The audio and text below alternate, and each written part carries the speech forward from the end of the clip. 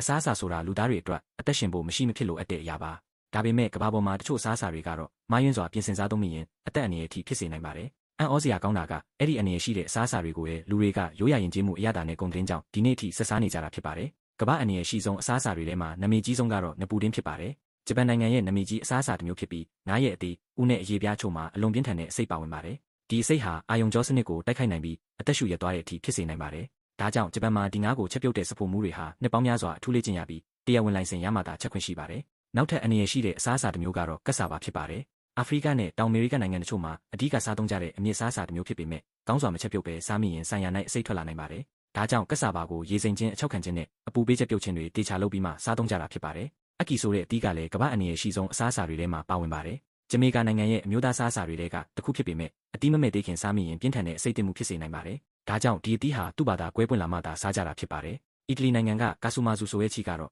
ကမ္ဘာအထူးဆန်းဆုံးနဲ့အနေရရှိဆုံးအစားအစာတွေထဲကတစ်ခုပါဒီချီထဲမှာအသက်ရှင်နေတဲ့ပိုးလောက်တွေပါဝင်နေတာကြောင့်တချို့နိုင်ငံတွေမှာကျန်းမာရေးအနေရရှိတယ်ဆိုပြီးတားမြစ်ထားပါတယ်ဒါအပြင်တောထဲမှာပေါက်တဲ့အဆိပ်မှုတွေဟာလည်းနှစ်စဉ်လူအများပြားကိုအဆိပ်တင်စေပါတယ်တချို့နိုင်ငံတွေမှာတော့တိရစ္ဆာန်သွေးကိုအစိမ်းလိုက်စားသုံးတဲ့ယဉ်ကျေးမှုတွေလည်းရှိပါတယ်ဒါပေမဲ့မတန့်ရှင်းတဲ့ပတ်ဝန်းကျင်မှာပြင်ဆင်ထားရင်ဘက်တီးရီးယားနဲ့ဗိုင်းရပ်စ်ကူးစက်မှုအန္တရာယ်အလွန်မြင့်မာပါတယ်တကယ်တော့ဒီအစားအစာတွေကိုလူသားတွေရဲ့ယဉ်ကျေးမှုရိုးရာနဲ့စွန့်စားလို့စိတ်တွေကြောင့်ဒီနေ့ထိဆက်လက်စားသုံးနေကြတာဖြစ်ပါတယ်ဒီလိုမျိုးနေ့စဉ်ဗဟုသုတတွေအတွက် Daily Bite ကို follow ပေးခဲ့ကြပါအောင်